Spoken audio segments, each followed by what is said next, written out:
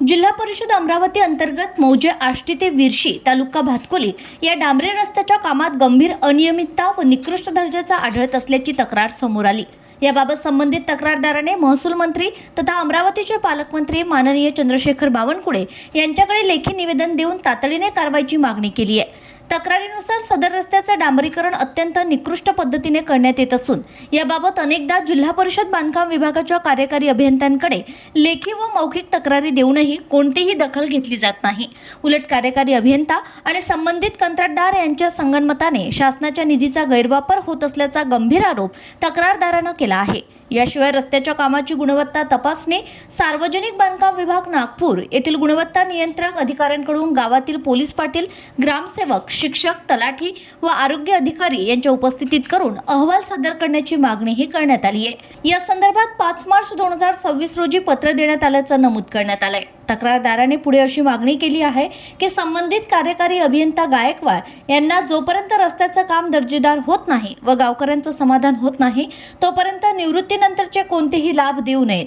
दरम्यान ही तक्रार केल्यानंतर तक्रारदाराला विविध शासकीय अधिकारी, समाजातील काही व्यक्ती तसेच विविध संघटनांकडून जीवे मारण्याच्या धमक्या मिळत असल्याचा धक्कादायक आरोपही करण्यात आलाय।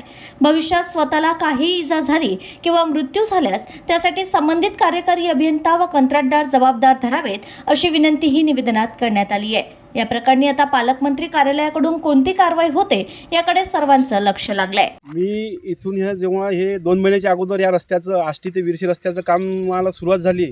मध्यंतरी मी अमरावतीला राहतो, आष्टीतीलच रहिवासी आहे आणि या भातकुली तालुक्याचा भारतीय जनता पार्टीचा सरचिटणीस म्हणून मी काम करत आहे। तर इथल्या माझ्या आष्टीतल्याच लोकांनी मला फोन करून सूचना दिल्या का गजानन भाऊ, तुम्ही ज्या रस्त्याचा आष्टी ते विरशी रस्त्याचा लेखाजोखा केला, पत्रव्यवहार केला आणि हे तुम्ही 59 म्हणजे 90 लाख रुपये या रस्त्यासाठी तुम्ही आणले, प्रयत्न करून तुमच्या आणले।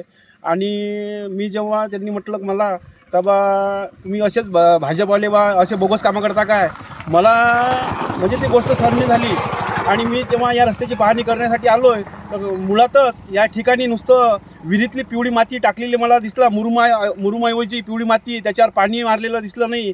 आणि जे एस्टिमेट आणि वर्क ऑर्डर आहे याच्यानुसार कुठलंच मला कोणी ठिकाणी असं कामाची दर्जेदार कामाची असं हे कुठे दिसलं नाही।